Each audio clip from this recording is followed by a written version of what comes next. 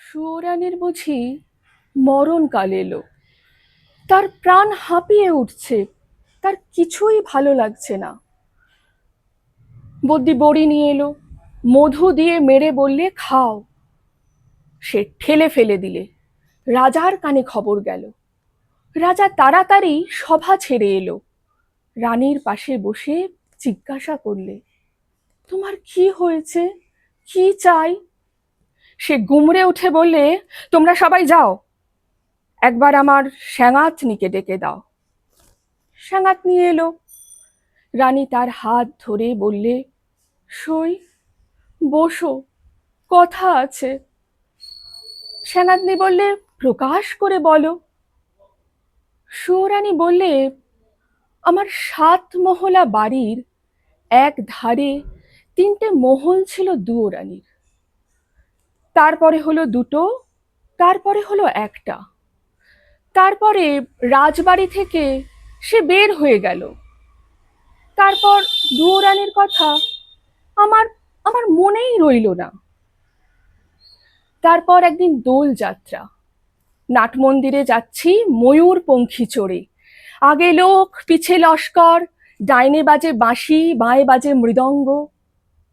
এমন সময় পথের পাশে নদীর ধারে ঘাটের উপরটিতে দেখি একখানি কুঁড়ে ঘর চাঁপা গাছের ছায়ায়, বেড়া বেয়ে অপরাজিতার ফুল ফুটেছে।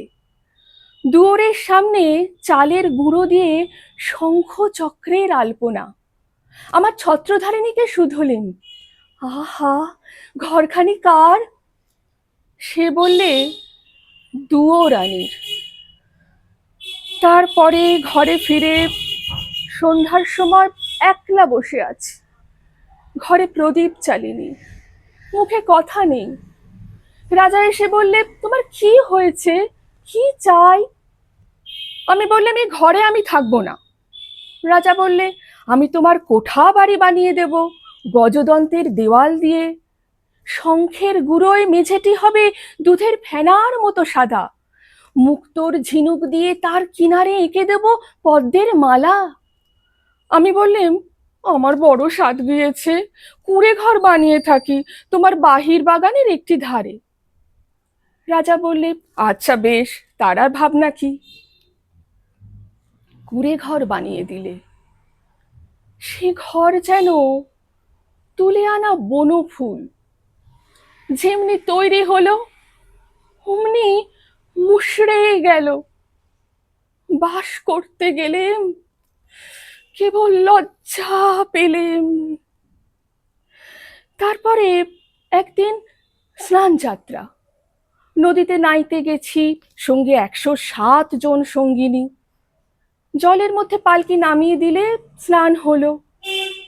পথে ফিরে আসছি, পালকির দরজা একটু ফাঁক করে দেখি, ও কোন ঘরের বউ গা, যেন নির্মাল্যের ফুল, হাতে সাদা শাঁখা, পরনে লাল পেরে শাড়ি, স্নানের পর ঘড়ায় করে জল তুলে আনছে। সকালের আলো তার ভিজে চুলে আর ভিজে ঘড়ার ওপর পড়ে ঝিকিয়ে উঠছে। আমার ছত্রধারিণীকে শুধলেম, মেয়েটি কে, কোন দেব মন্দিরে তপস্যা করে? ছত্রধারিণী হেসে বললে, চিনতে পারলে না? ওই তো দুয়োরানী। তারপর ঘরে ফিরে একলা বসে আছি, মুখে কথা নেই। রাজা এসে বললে, তোমার কি হয়েছে, কি চাই? আমি বললাম, আমার বড় সাধ, রোজ সকালে নদীতে নেয়ে মাটির ঘড়ায় জল তুলে আনবো বকুলতলার রাস্তা দিয়ে। রাজা বললে, আচ্ছা বেশ, তার আর ভাবনা কি।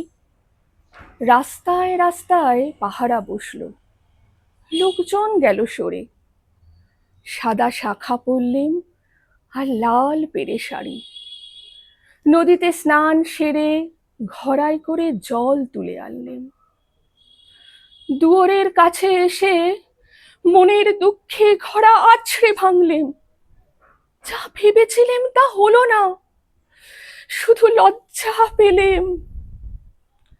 তারপর একদিন রাস যাত্রা, মধুবনে জ্যোৎস্না রাতে তাঁবু পড়ল, সমস্ত রাত নাচ হলো, গান হলো, পরদিন সকালে হাতির ওপর হাওদা চড়লো।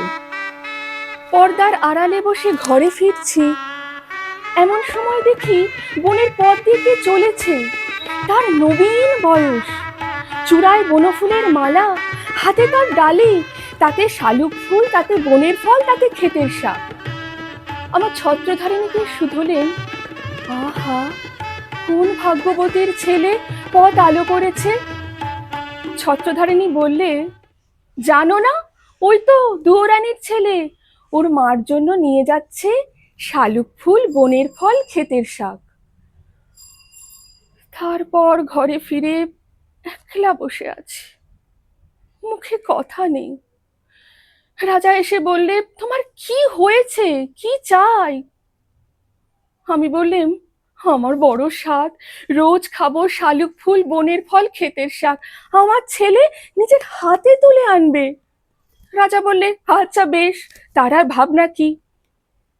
সোনার পালঙ্কে বসে আছি, ছেলে ডালি নিয়ে এলো, তার সর্বাঙ্গে ঘাম, তার মুখে রাগ। ডালি পড়ে রইল, লজ্জা পেলেম। তারপর আমার কি হলো কি জানি, একলা বসে থাকি, মুখে কথা নেই। রাজা রোজ এসে আমাকে শুধোয়, তোমার কি হয়েছে, কি চাই? সুরানী হয়েও কি যে চাই লজ্জায় মুখ ফুটে কাউকে বলতে পারিনি। তাই তোমায় ডেকেছি স্যাঙাতনি, আমার শেষ কথাটি বলি তোমার কানে। ওই দুয়োরানির দুঃখ আমি চাই। স্যাঙাতনি গালে হাত দিয়ে বলল, কেন বলো তো? সুয়োরানী বললে, ওর ওই বাঁশের বাঁশিতে সুর বাজলো, আর আমার সোনার বাঁশি কেবল বই বেড়ালেম, আগলে বেড়ালেম, বাজাতে পারলেম না।